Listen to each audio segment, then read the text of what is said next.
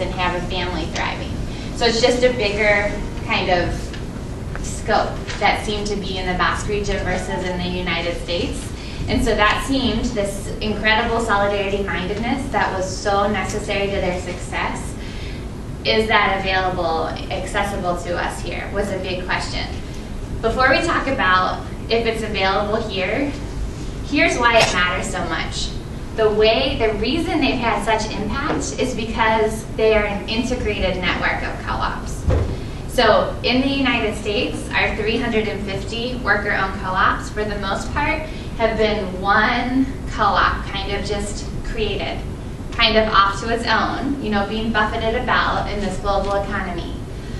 One individual business, you know, it's not nearly as powerful. It's susceptible to so many challenges in the global economy. When you create an integrated network, a multi-sectoral integrated network of co-ops, power starts to build.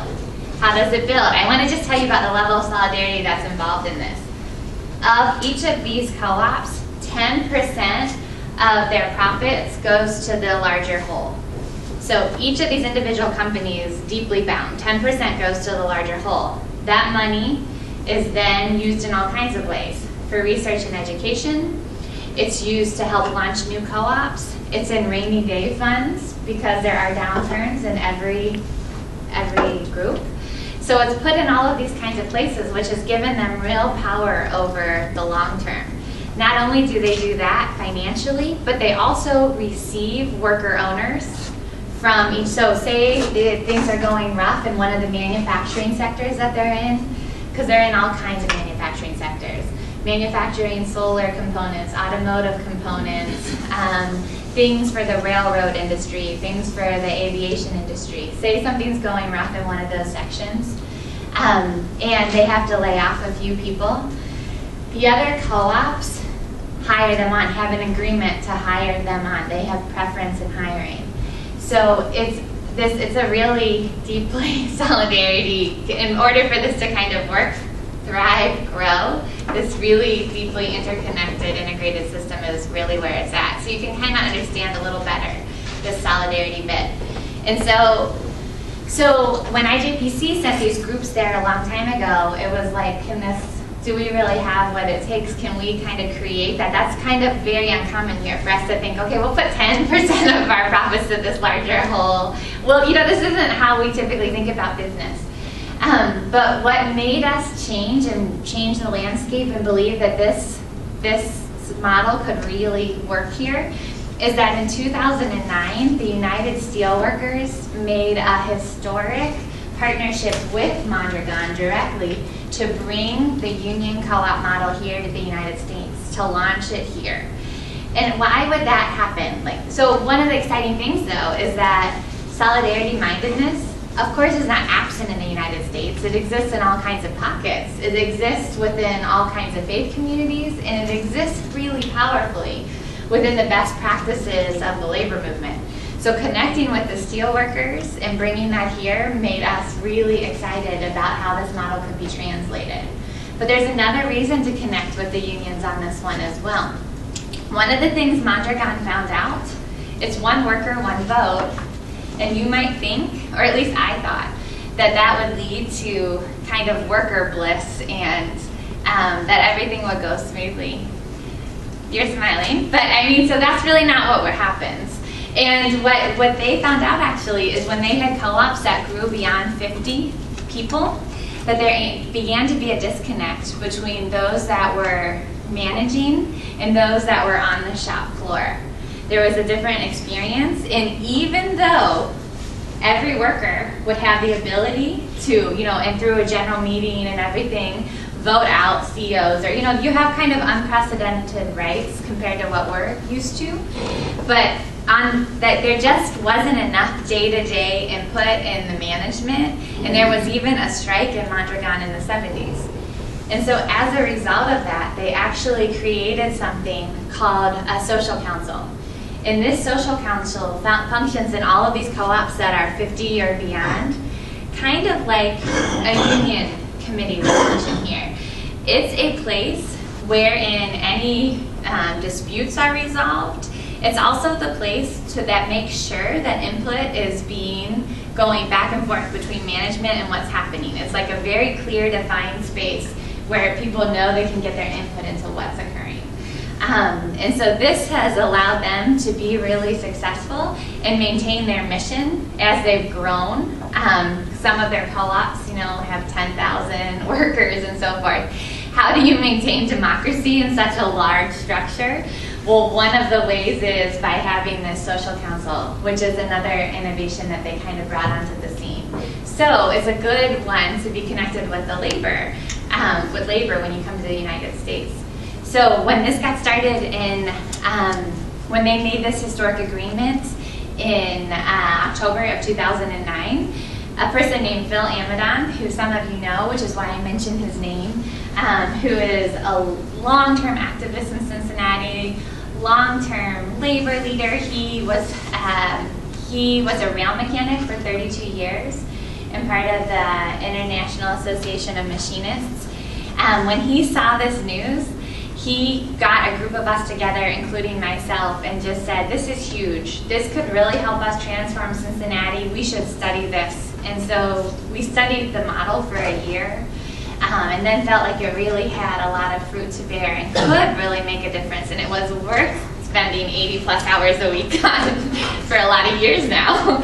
I say that because I had a tiny conversation with Mark just a little bit ago about, he's like, how are things going? I'm like, well, they're going great. I mean, there's a ton of opportunity. It's, it's kind of unending. It's very exciting. But I personally can't keep up the 80 hours a week that I've been doing for the last, I don't know, since 2009, I'm not sure. And that I've started to have these various health things come up, so we really need to get some more infrastructure support going on. But it has been amazing, because since that time, what is cool is, Cincinnati, what Mark Twain said about Cincinnati? Us, 10 years, end of the world thing. Well, he wants to be here then. Well, what's cool is this movement to bring Mondragon-style cooperatives, union cooperatives into being is like the opposite of what Mark Twain said. Cincinnati is the absolute leading edge in the country. We are the prototype, we are the model. I was hired in 2013 by Mondragon to support what's happening here and to support people from all over the country who are wanting to do this. And so we've had 2 conferences in the last 3 years, these union co-op symposiums that have brought all these people from Mondragon and people from over 20 different states who are wanting to do this in their communities. And it's exciting. So nationally, it's taking off in awesome ways. And we're the heart of it all, as our one license plate says. But really, truly, it's exciting that Cincinnati is on the cusp of this. It's a really cool thing. And here, we launched our first co-op, which is called Our Harvest Cooperative, in April of 2012. So Our Harvest is about creating access to healthy local food in a way that honors land and labor.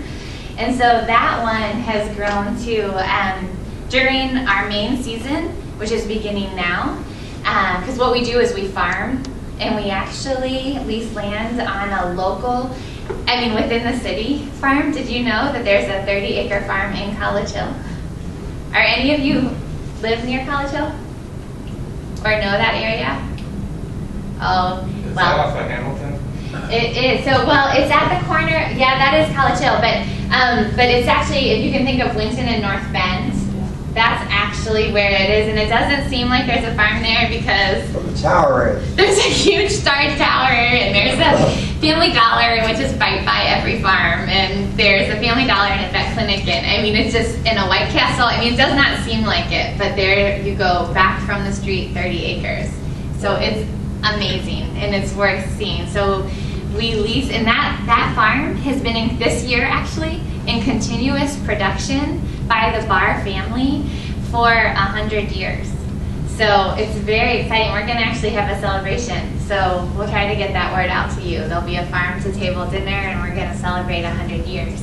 But getting to be there has been cool, because Dale, the farmer who is nearing 80, Dale Barr, when we got there, the farm was in fairly significant disrepair because it had just been him for a lot of years. So all these low tunnels that have plastic on them had like kind of jungles of weeds growing through them, and all the plastic ripped off, and we've been able to rehabilitate and get all of that going, put everything back into production. We're using organic practices, so helping to restore the soil. We also lease land that's out in Morrow and grow there as well. It was a conventional farm, corn and soybeans, and we're turning it into an organic, which takes a number of years, but organic, we use organic practices, and it'll be a vegetable farm, which really rebuilds the soil. So it's been exciting on that level, but what of course we're all about is creating as many family sustaining jobs as we can. And so we want to go much further than we have, but we are excited that we have been able to employ 18 people the past few years. And these are jobs that have no barriers. So if you're formerly incarcerated, that is not an issue. If you are a new immigrant, that is not an issue. They are open to everyone. Just matters if you have the attitude, a good attitude, and the willingness to learn the job. So we have a really diverse workforce. Of those 18 people, incredibly diverse. We have new immigrants, we have formerly incarcerated folks, we have people that have been able to go to formal school until 3rd and 6th grade because of what it was like in their country. And then we have some people with master's degrees. So it's like this really eclectic women, men, it's a really neat kind of grouping of people. And one of the things that's super critical, and one of Mondragon's values, besides their integrated network, is just the critical nature of education.